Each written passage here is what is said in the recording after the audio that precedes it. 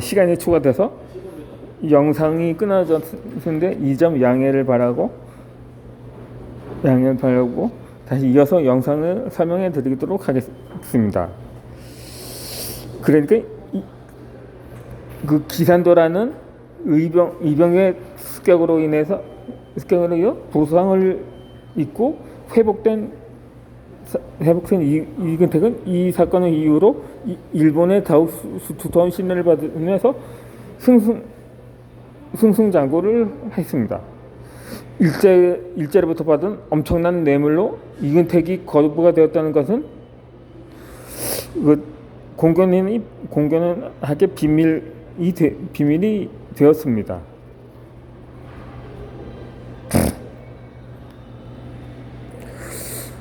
을사조약 당시 경복군 대문 앞문에서 앞에서 경계 중인 일본군들의 모습입니다. 그 아래는 을사조약 체결 축하 기념을 촬영하는 이토 히로부미의 일본 관여들과 장성들이 모습입니다.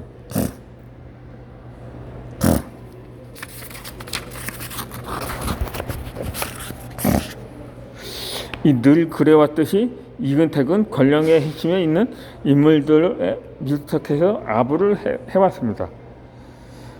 일본군 사령관인 하세가와 요시지미와 이양사를 맞았고 나중에 이 일본 총독이 된 사람인데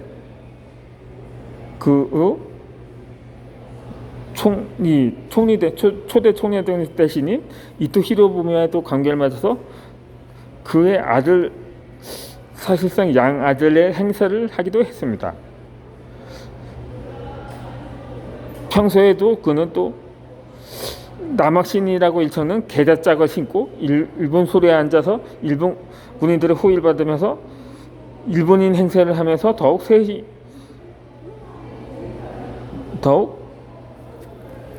조국의 미움을 샀습니다.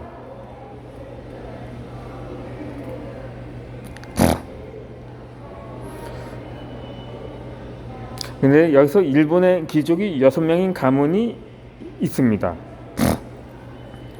1910년도에 일본은 대한제국을 강제 합병한 뒤에 친일 성향이거나 일본어를 잘하는 3분의 1 정도를 제외한 관리 대부분을 쫓아냈습니다.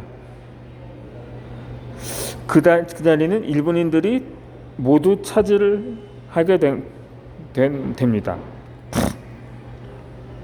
반면에 강제 합병함에 공로가 많은 조선인 76명에게는 일본 귀족 자기와 605만 엔의 은사금을 하사했습니다. 물론 그들 전부가 일본의 달콤한 회유를 받아들인 것은 아니었고 자기를 거부하거나 독립운동을 함으로써 자기를 박탈당한 사람도 있었습니다.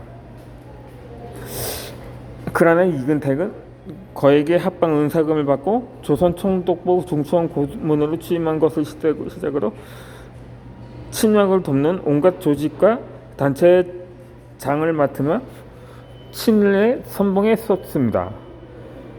그의 동생인 이근상과 형 이근호도 뒤지지 않은 친일 행위로 남작자기와 은사금을 받아서 그 사명자가 친일파로 이름을 꺾었던 것입니다.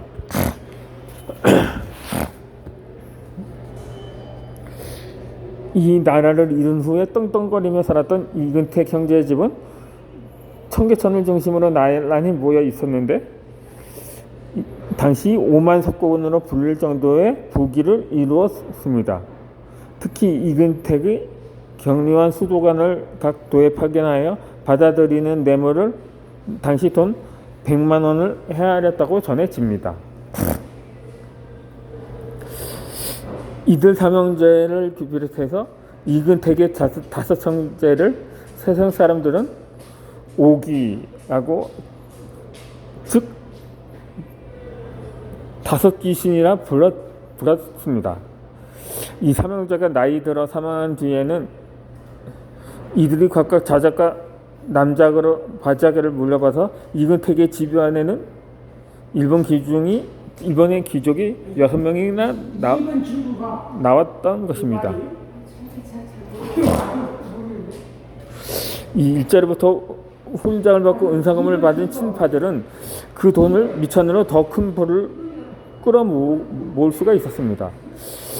그렇게 증식시킨 재산은 해방 후에도 친파 후손들이 많은 것을 누리며 계속해서 사회 기득권자로 살아갈 수 있게 해둔 밑바탕이 되었던 거죠. 오로지 권력에 충성하며 개인적인 부귀영을 추구했던 기회주의자였던 이근택의 삶은 짧고 욕된 이름은 영원할 줄 친일파 형제들도 미처 몰랐을 것입니다.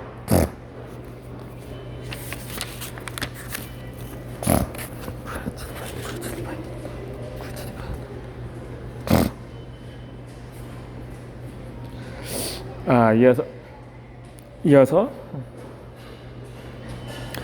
자수성가들을 모아 함께 독립자금을 만들면서 민족들이 살 길을 끊임없이 열었던 안희제와 수장 방법을 가리지 않고 망복을 비애로 지배한 조선의 부동산 투기꾼 1호라고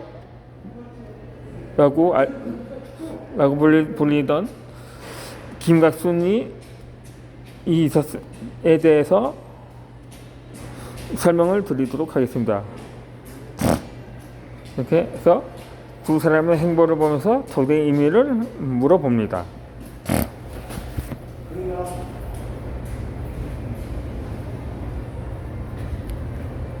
그래서 이게 망해가는 나라의 부자들이 사는 법은 항상 그래 왔습니다.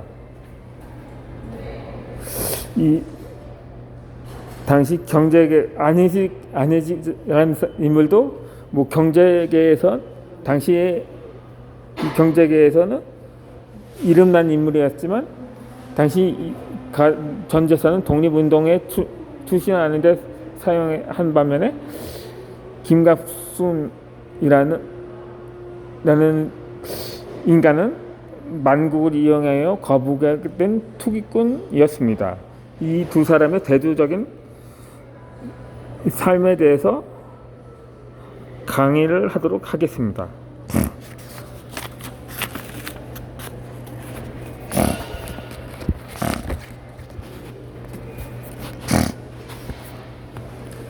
제가 지금 이 시간이 초과로 아직 이근택이라는 인간에 대해서 아직 보충 설명을 하다가 이제서야 다음 단계로 넘어오게 되었습니다. 당시 경교장에 울음소리가 났었습니다. 당시 백봉김 교수는 최준이라는 사람을 반겼습니다. 해방이 되면서 서울로 돌아온 후 가장 만나고 싶었던 사람 중 한 명이 경주 최부자로 알려진 최준이라는 인물이었습니다. 그런데 이 사람은 안희자의 백산상해를 통해서 대한민국 임시정부에 막대한 독립자금을 지원해 주었기 때문입니다.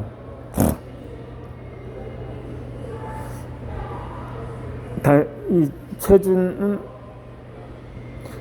그렇게 안희제를 도와서 백산 주식회사를 만들고 나중에는 해방 후에는 영남대학을 세우는 데 일조를 한 인물이기도 합니다. 그렇게 보내주신 자금이 큰 힘이 되었다면서 감사의 인사를 올리게 됩니다. 그 후로 김구 선생님은 최부자의 두 손을 힘주어서 잡았습니다. 조금 뒤에 그는 상하이에서 가져온 장보를 내놓기도 했습니다.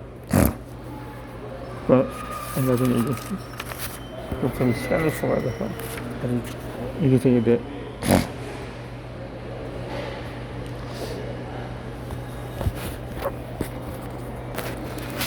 사진의 인물이 이 안희재라는 인물입니다.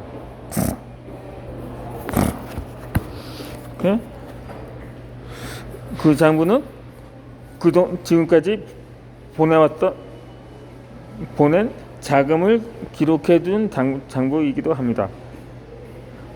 백범 선생님은 그 장부를 살펴보고 그리고 최부자들도 예상 장부를 받아 펼쳐보았습니다. 당시 안희재의 도움으로 독립자금을 전달하면서 최부자도 나름 적어둔 기록이 있긴 했지만 양쪽 금액이 정확히 일치하리라는 기대는 하진 않았습니다. 일제의 감치를 뚫고 상하이까지 가려면 어떤 경로를 거치게 되는지 알 수 없었기 때문에 자금의 절반이라도 전해지기를 바라는 마음이었을 것입니다. 그런데 그 금액을 확인한 최부자의 눈이 휘둥그레지면서 자신의 보낸 돈과 임시정부에 전달했더니 한 푼도 오차 없이 같았기 때문입니다. 일단 최부자는 다급하게 백산을 부르면서 눈물이 그렁그렁 고였습니다. 전달한 돈이 좀 없어져도 괜찮다고 여겼던 그의 마음이 이심이었다는 자책으로 마음이 아팠습니다. 더구나 해방을 2년 정도나 앞두고 안희재가 순국하였기 때문에 더욱 애통했던 것입니다.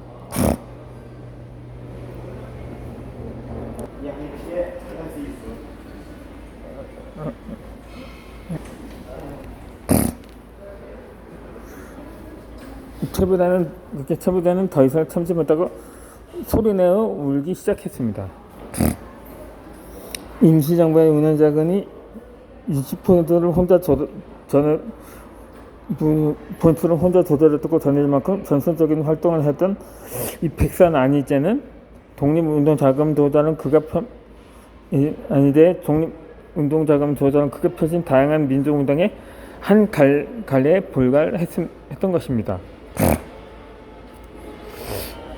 이 안희재는 1885년 경남 애령군 보리면에서 설매에서 사남매 중 맏아들로 태어났습니다. 이 입산인 안시문중이 1600년대에 저부터 모여 살아온 아담하고 풍요로운 고을이었고 안희재 집도 살림이 풍족했습니다. 이 마을에는 향학과 자치조직이 잘 발달되어 있었으며 고을에는 큰 인물이 여럿 나와서 문중천년들의 자신분심과 향행열도 높았습니다.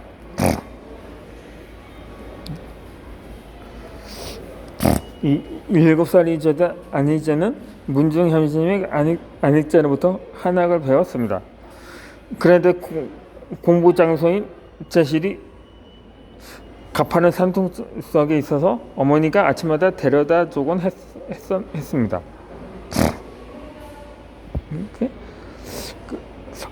그렇게 안희재의 어머니는 그 안으로 돌아가라고 재촉을 했지만 백사는 어머니 가시는 것을 보고 들어가겠다고 했습니다. 제실 앞에서 당도하면 안희재는 문 앞에서 어머니를 배우면서 서 있었습니다. 할 수 없이 어머니가 돌아서서 산을 내려가면 한참 후에 안으로 돌아가곤 했습니다.